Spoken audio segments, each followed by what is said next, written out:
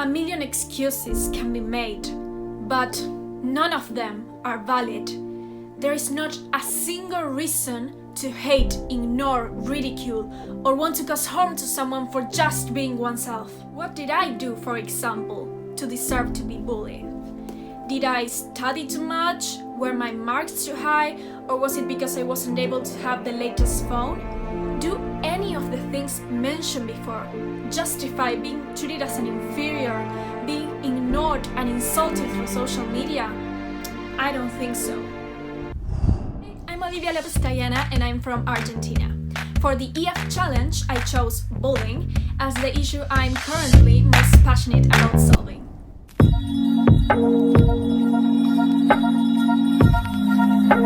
Bullying is an issue that can take many forms, from taunting and name-calling to brutal violence. It is a daily reality in educational settings that denies 246 million children and adolescents to their fundamental right to education, as enshrined in the United Nations Convention on the Rights of the Child. Technology has also evolved a lot. Nowadays we have Instagram, Snapchat, YouTube, Facebook. All of them are potential platforms for another type of bullying, cyberbullying, which can be anonymous and has even a broader scope. Girls and LGBTQ+ are disproportionately affected, as are those perceived not to conform to prevailing sexual and gender norms.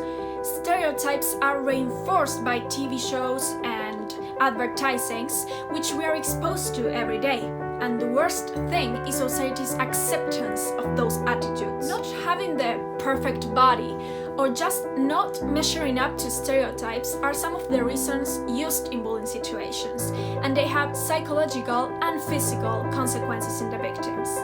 Children who experience this kind of abuse are more likely to decrease their school achievement and even skipping or dropping school.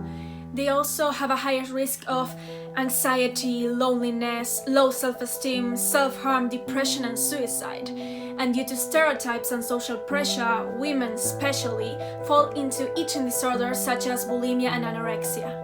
Adolescence and school time in general is the stage in life when young people are discovering themselves, figuring out who they want to be and what and who they like. And they can't do that if their environments are not safe and inclusive.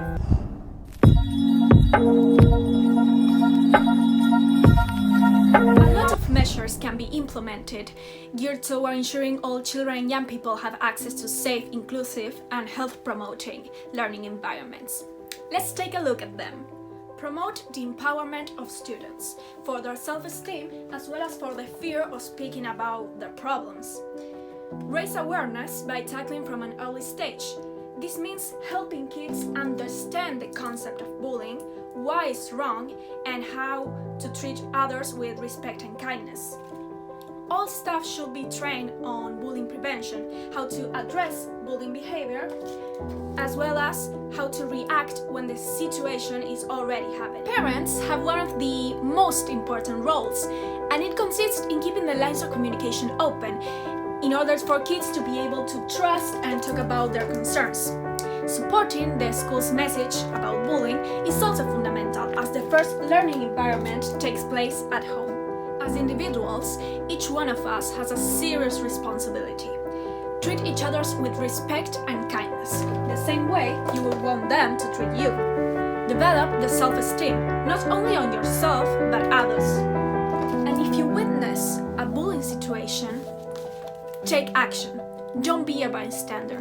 Neutrality only helps the oppressor, never the victim. No one is born hating another person for the color of his skin, his background, or his religion.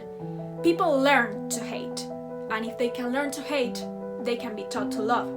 For love comes more naturally to the human heart than its opposite. This is a phrase from Nelson Mandela, which I think outlines the feeling I have regarding a bullying situation.